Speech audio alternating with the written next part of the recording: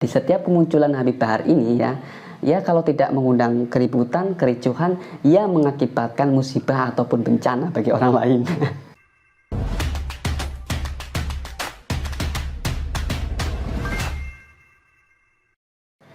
Assalamualaikum warahmatullahi wabarakatuh. Halo teman-teman kura-kura semuanya dimanapun kalian berada, semoga tetap dalam keadaan sehat dan selalu dalam lindungan Tuhan Yang Maha Kuasa.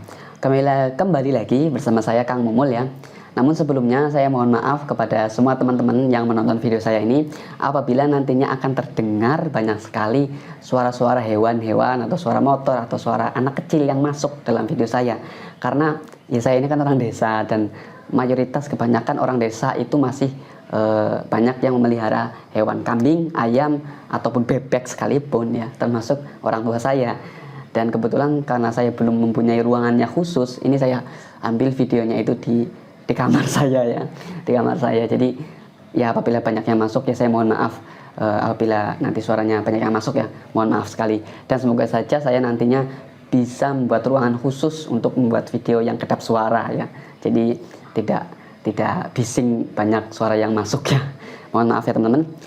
Oke, kita masuk dalam pembahasan aja langsung ya. Jadi setelah sekian lama atau beberapa lama ini Habib Bahar itu tidak muncul dalam pemberitaan, akhirnya Habib Bahar ini muncul juga ke permukaan. Namun seperti yang kita ketahui bersama bahwa di setiap kemunculan Habib Bahar ini ya kalau tidak mengundang keributan, kericuhan, ya mengakibatkan musibah ataupun bencana bagi orang lain. Sama halnya dengan kemunculan Habib Bahar kali ini ya, yang mengakibatkan kesialan atau kemalangan bagi 3 oknum pegawai Bandara Soekarno-Hatta ya. Jadi ceritanya seperti ini. Pada penggalan video yang sedang viral itu menampilkan ada 3 oknum pegawai Bandara Soekarno-Hatta yang bertugas sebagai aviation security atau AFSEC itu melakukan penjemputan dan juga pengawalan terhadap Habib Bahar. Namun bukan hanya itu, 3 oknum ini melakukan hal yang tidak sepantasnya terhadap Habib Bahar, yaitu mencium tangan Habib Bahar. Ya mungkin niat hati mereka itu sebagai bentuk penghormatan ya terhadap seorang Habib ya. Namun tidak pantas lah, tidak layak sekali. Karena apa? Ya kan kita tahu semua bahwa Habib Bahar ini adalah seorang residivis, mantan narapidana yang sudah keluar masuk penjara. Kok ya masih dihormati seperti itu ya. Mungkin niatan mereka adalah untuk supaya mendapatkan barokah atau berkah. Namun apa yang mereka dapat adalah musibah. Karena apa? Karena dampak dari atau akibat dari tindakan mereka ini, mereka akhirnya dipecat atau diberhentikan dari pekerjaan mereka oleh PT Angkasa Pura, itu dipecat ya. Karena alasan mereka itu tidak dalam tugasnya tidak melakukan tugas sesuai dengan SOP seperti itu. Tuh kan, niat hati mau dapat barokah, berkah, malah dapat musibah. Sedangkan kan bentar lagi mau lebaran, malah dipecat dari pekerjaan. Jadi itulah fenomena-fenomena yang aneh sebenarnya ya. Kok masih ada orang-orang yang mau menghormati seorang Habib Bahar yang mantan seorang residivis dan juga bisa dikatakan mantan penjahat dalam arti ya, karena dia sudah sering keluar masuk penjara seperti itu.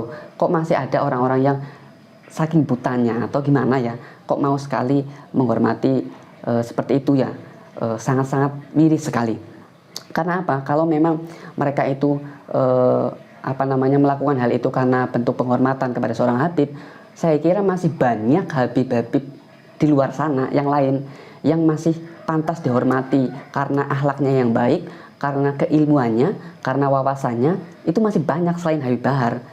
Kalau kita mau menghormati Habib Bahar itu dengan alasan akhlak yang mana yang bisa kita contoh dari seorang Habib Bahar selain teriak-teriak di jalan, selain caci maki dan menebar kebencian? Itu yang mana? Baiknya di mana? Kalau kita mau menghormati Habib Bahar dengan alasan keilmuan, saya kira ustadz di tempat saya yang mengajar anak-anak ngaji di musola itu mungkin lebih tinggi ilmunya daripada Habib Bahar ya. Kalau kita mau menghormati Habib Bahar dari segi ilmu, saya kira tidak bisa juga. Karena ya saya masih meragukan keilmuannya. Karena apa? Karena kalau orang yang benar-benar berilmu itu pasti mencerminkan akhlaknya, itu mencerminkan kebaikan, kesantunan. Kalau Habib Bahar kan bertolak belakang. Berbeda sekali ya. Tapi ini saya khusus Habib Bahar ya, maksudnya kalau Habib-Habib yang lain yang akhlaknya baik, saya tetap menghormati. Saya cium tangan ataupun melakukan penghormatan yang spesial itu tidak masalah, karena ya memang patut dihormati kalau mereka mencerminkan akhlak yang baik.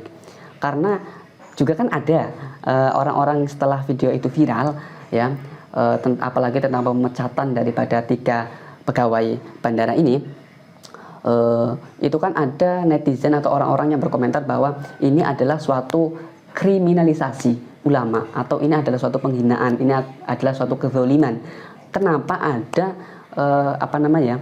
hanya karena ada orang yang salaman, takzim lah, menghormati seorang habib, seorang ulama, kok dipecat? Ulama, mereka katakan seperti itu. Ada yang mengatakan seperti itu. Saya mau tanya, ya, kalau ya kita tahu lah ya, yang namanya ulama itu kan al ulama warasatul anbiya. Yang namanya ulama itu adalah pewaris para nabi. Yang saya mau tanyakan, dari sekian banyak para nabi dan rasul, ya katakanlah yang kita wajib ketahui kan 25. Dari 25 nabi dan rasul ini, manakah akhlaknya atau tingkah lakunya yang seperti Habib Bahar? Apakah ada? Coba kalau ada di antara kalian yang pernah mendengar cerita atau kisah dari 25 nabi yang memiliki sifat dan karakter seperti Habib Bahar ini, coba cerita, kasih tahu kita.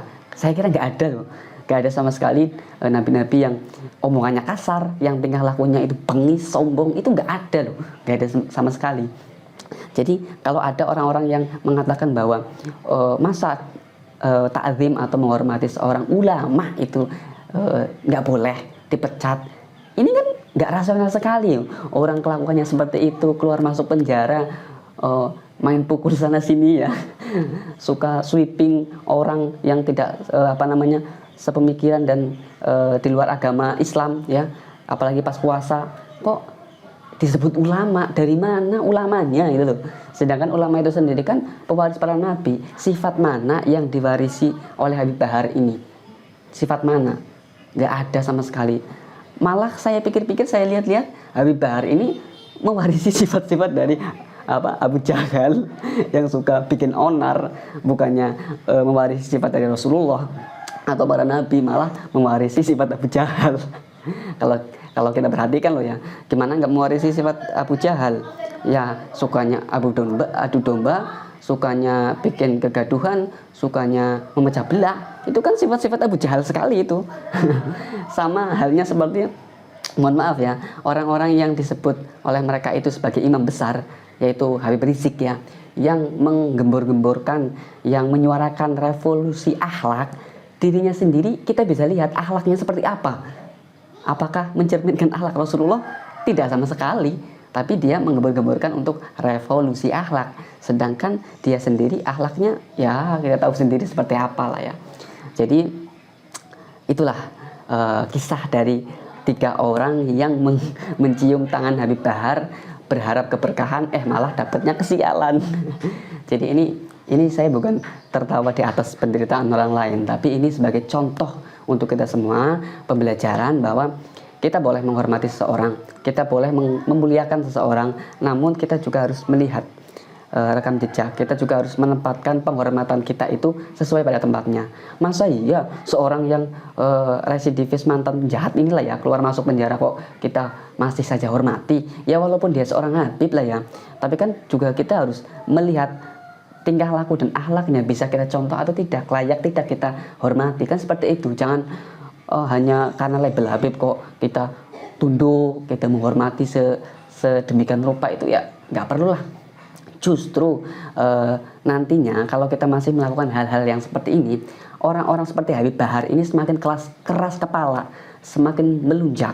Nanti akan muncul lagi Habib-Habib yang arogan kemungkinan besar, karena ya mereka merujuk kepada Habib Bahar yang kerasnya seperti itu pun masih banyak orang yang menghormati. Jadi mulai sekarang stop lah ya.